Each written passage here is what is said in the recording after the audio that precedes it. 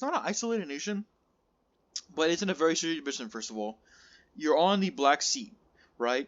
And you're bordering, a lot of nations. I think Thracia over here, Armenia. We have the Sarakis in the north, Sarmatians. But you're bordering plenty of people, right? But guess what? You have a good trade opportunity. You're right in the middle of the Black Sea. You can get a lot of trade people. Also, the strategic position that they're in, they're bordering one of the largest empires in 303 BC. The new game. They're bordering the largest empire, Seleucid Empire. They're doing great. They have good, they don't have political relations with anybody, but they have good national factions for resources, good stuff like that. And it's very easy to get close to Seleucids. I would do that first of all. But it's very easy. They're not too politically divided. They're not too, ethnically divided, like religion lines and everything in here. But the Pontus are in a really good position where they can be influenced or have influence over the Seleucids. They can have them help them out, or they can be they can build an empire underneath them.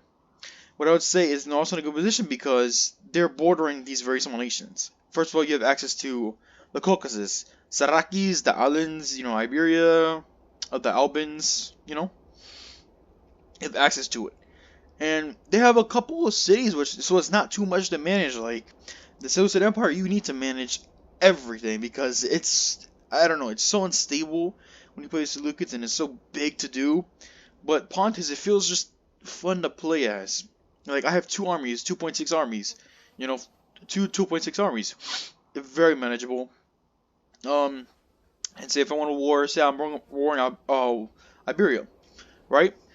It's very easy for me to do that because I wouldn't have to really worry about Seleucid Empire in the early game, right? I would have to kind of worry about Thracia. That's my only real threat, except for Pontus or Seleucid Empire as well. But the other good thing about Pontus is that I don't have to worry about Rome or them getting involved in my politics because they're like all over there in Italy. Unless it's a player, then I have to worry about them. But the great thing about Pontus is you don't have like a lot of internal issues. Like, you're not really like the Seleucid Empire is very religiously divided. They have what is the other thing called nationalities? Yes, the very divided nationalities. And especially like the classes that are in them, very divided. But if you can manage, the people who lead your towns, the mayors of towns, you're doing great. Especially as Pontus. Pontus, very underrated country. Same thing with like Iberia. Iberia is smack dab in the middle of the Caucasus. Very dangerous position for them. But they can set up an empire, right? Set up an empire. Have enough manpower. I have 5,000 manpower. That's great for me. And my war operations, I can make them a unit to swipe over Iberia. Easily. 2.7 armies, swipe them over. I'm doing great. I have a giant army for Pontus, So I'm doing good.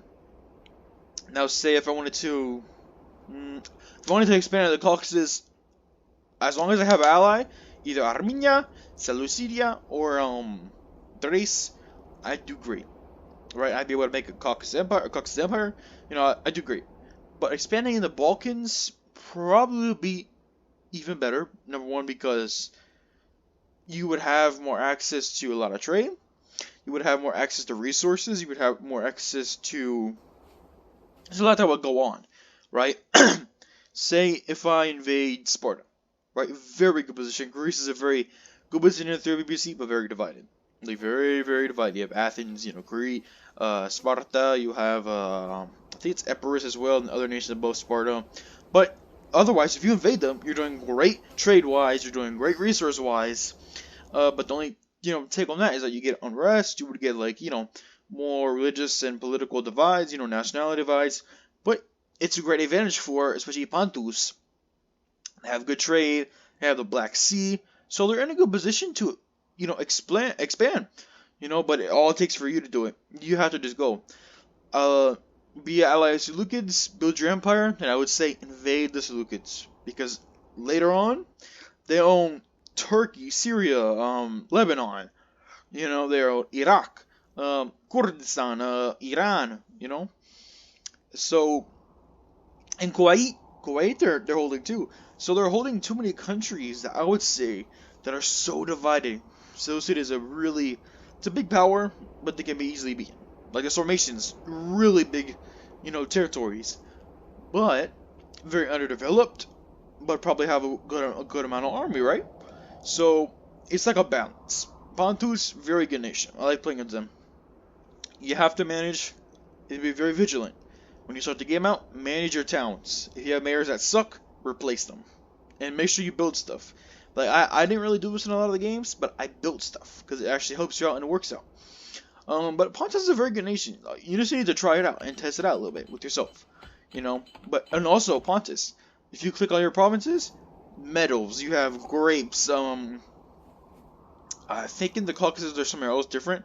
But if you build there, you build mines, you'll make more income over time. So you always remember, you have grapes, you have, grapes are luxuries. A lot of money comes out of them. And guess what? You're on a trade center. You can have trade with Sarmatians, the Odrysians, Lycia, anybody. It just takes some time, get there. Right? And Pontus, very strong nation. Like, your prestige, it goes, I think it's minus when you start the game out. But I just simulated Iberia, right? I gained prestige for myself. I had to build up my prestige, build up my country. I don't have a navy, but I do have trade. So I'm doing great like that. But Pontus is very fun to manage. And you don't get like civil unrest stuff, early in the game like Seleucids do. The Seleucids get the unrest stuff, and they have to worry about that. But it's not too bad. I have legitimacy for my owner, not my owner, but my king. Good. Most of my mayors are pretty good. The guy here, Tanabozak, I have to replace him. I'll replace him in the gameplay. But otherwise, I can upgrade Trebizond, my capital. Bam. Perfect. I get people there. People come and come there. New mayors, I can refresh and get new people. I hope you guys enjoy. If you do play Pontus, expand and have Seleucia as an ally. Expand, take Thracia, take Crete, take Armenia, take Odrysia, take Macedon. Expand, make an empire like Macedonia the Great. Alexander the Great, actually. I'm so stupid. But expand. It's pretty fun, and you just have fun with it. See.